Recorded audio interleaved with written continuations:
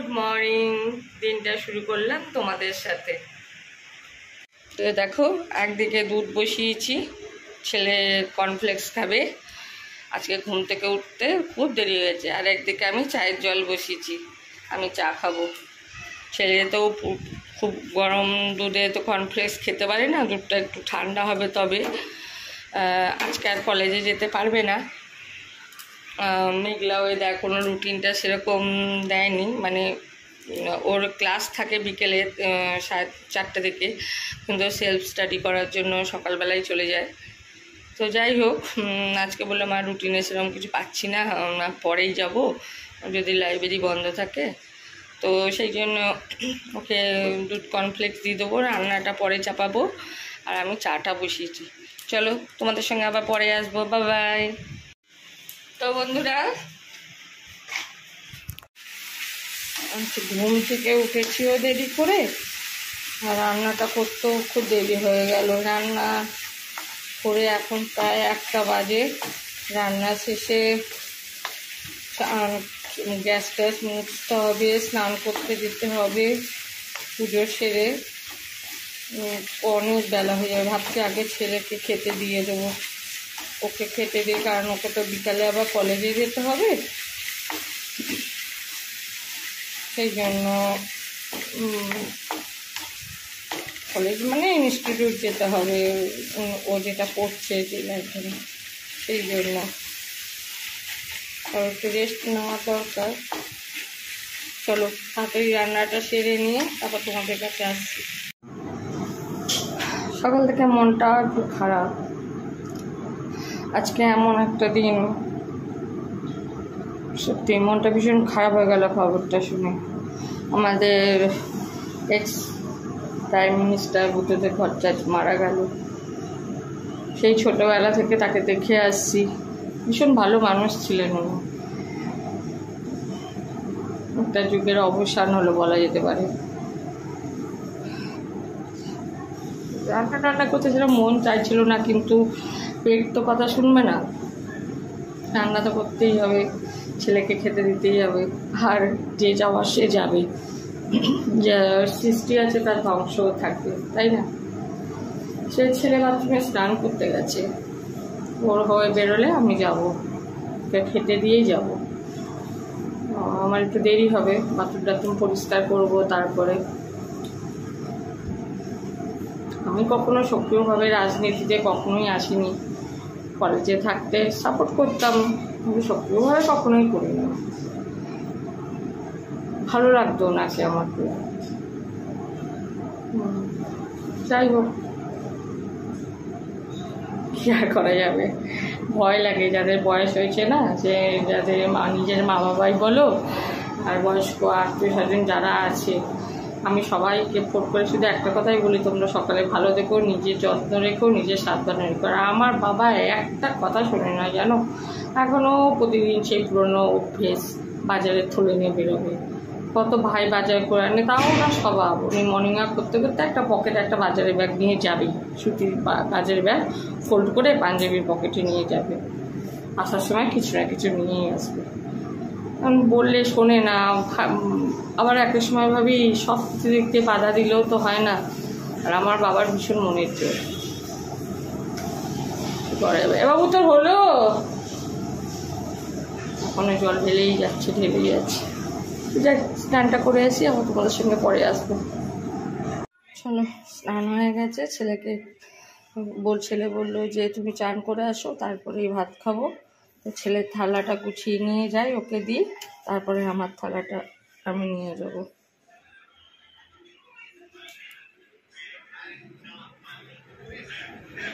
নিয়ে আয়, বস, আসনটা পেতে নে।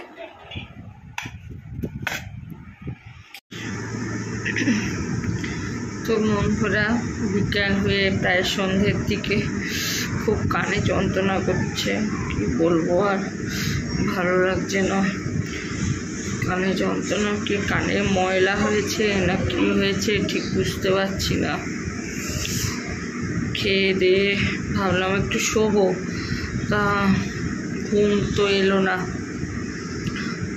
শুয়েছিলাম, একটু ইউটিউব দেখছিলাম, আর কি করব,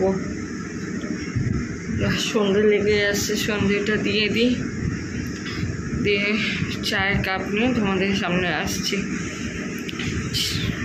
কি অবস্থা, এত কানের ভেতরটা যেন মনে হচ্ছে জল ঢুকেছে নাকি বো বো করছে একেবারে, কিছু না কিছু লেগেই থাকে আমার একেবারে। চলো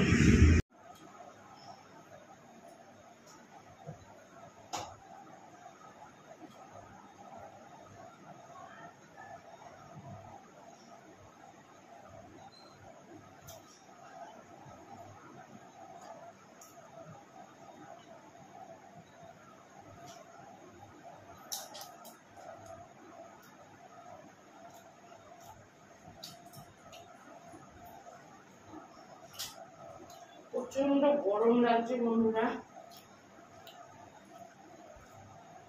এখানে তো এসি নেই, কেন এত ঘামছি।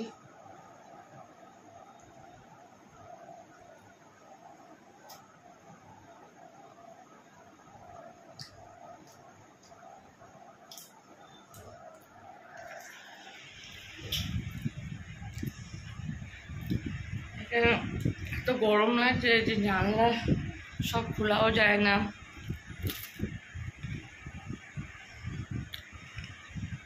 আর রাতে যা রান্না করেছি শুধু ডাল আর ছানার কোপ্তা কারিটা আছে, আর ছেলেকে একটু ডিম ভেজে দেবো, ডিমের অমলেট করে দেবো, আর কিছু ভালো লাগছে না করতে।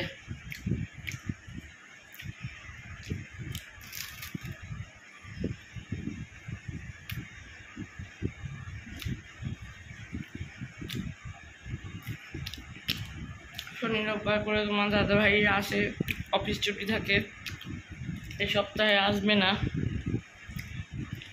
কারণ আমরা পরের সপ্তাহে বাড়ি যাব মানে 15ই আগস্টের ছুটি আছে, তারপর রাখি আছে। ভাইয়ের বউ এখানে আসতে চাইছে না, ওরা বাড়িতে মানে কাকিনাড়ায় আসতে চাইছে।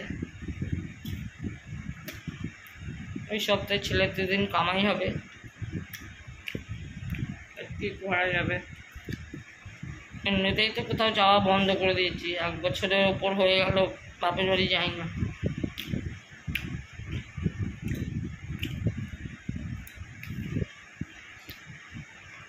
কি করবো, ছেলের এই পড়া করে ভালো লাগে না, এই একঘেয়ে জীবন। আচ্ছা তোমাদের বলো তো, তোমাদের এই কলকাতার এই শহরের জীবন ভালো লাগে না গ্রামের, বলবো না মানে মফস্বলের জীবন ভালো লাগে? যখন বাপের বাড়িতে কাটোয়া বা কাকিনাড়ায় যখন থাকতাম তখন ভাবতাম কলকাতার লোকেরা কত হ্যাপি, সব কিছু হাতের মুঠোয়, সব কিছু অ্যাভেলেবেল বললেই যায়। এখানে যদি একটা ফ্ল্যাট কিনে রাখা যেত, কিন্তু তোমাদের দাদাভাই একদম ফ্ল্যাট কেনার পক্ষপাতী না, একদম বলছে এখন যখন এখানে থাকি বলি ভাল লাগে না, বাড়ির জন্য মন কেমন করে, তখন বলে কেন শহরের জীবনযাত্রা ভাল লাগছে না। আসলে একটা অভ্যাসের ওপর নির্ভর করে। আমাদের ওখানে থেকে গাছপালা পুকুরের এইসব দেখে থাকা অভ্যস্ত, আর এখানে জানলা খুলে বিল্ডিং, আকাশটাও ঠিক মতন দেখা যায় না। কি বলবো, আর ভালো লাগে না থাকতে। কলকাতায় ঘোরাফেরা ঠিক আছে, পার্মানেন্টলি থাকার ক্ষেত্রে ভালো লাগে না। কিন্তু আমার ছেলের আবার কলকাতা শহর খুব ভালো লাগে, তা আমি বলেছি তুই থাকলে থাকবি।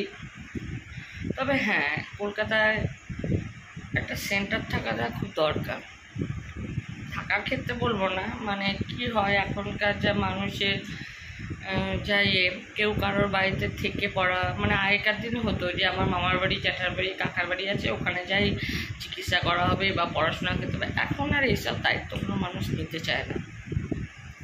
সেই জন্য একটা যদি সেন্টার থাকা যায় ভালো, দরকার আর কি। মানে ভবিষ্যৎ জীবনযাপনের কথা, আমাদেরও তো বয়স হবে চিকিৎসার ক্ষেত্রে। তা তোমাদের দাদাভাই কতদূর কী করতে পারবে জানি না, ও তো বাড়ি, গাছ, ফুল এসব ছেড়ে নড়তে চায় না। আর ওর বাড়ির সবাই আছে। আর ওদিকে আবার ভাই বলে যে বাবা, আমার ছেলের না বাবাই যদি ভবিষ্যতে বাইরে চলে যায় পড়তে, ভাইয়ের যদি বিয়ে হয়ে গেলে বলে একসাথে থাকার কথা। কিন্তু আমি আবার এটা তো পক্ষপাতী নই যে বাপের বাড়িতে গিয়ে থাকা। বলছে না ওপর নিচ করে থাকবি, তোর যেটা খুশি তুই থাকবি, বলেছে এটাই যথেষ্ট। কজনাই বা বলে।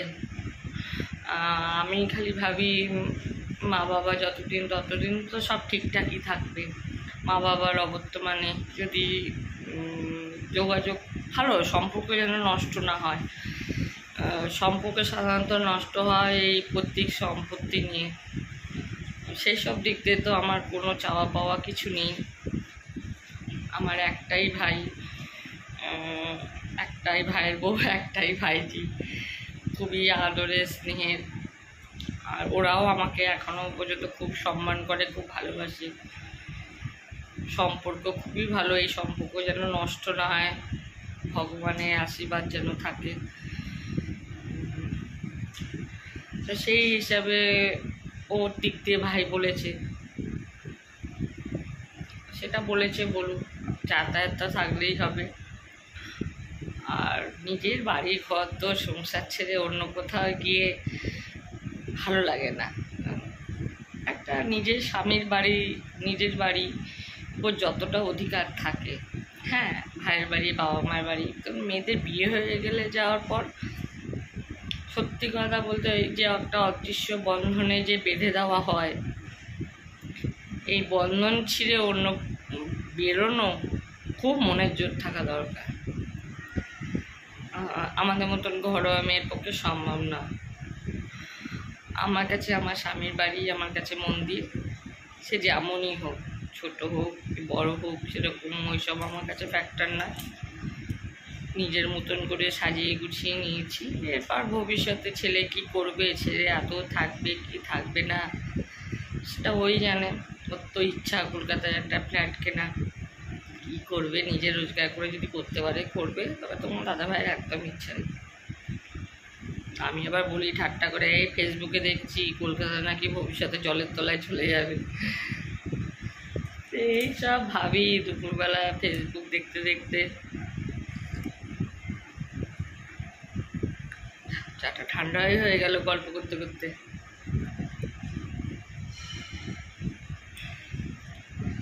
গল্প করতে তো পারি না, এখানে ছেলে ছেলের মতন করছে, আমি আমার মতন। কখনো দুপুরবেলা মায়ের সঙ্গে ভিডিও কলে কথা, এই আর কি,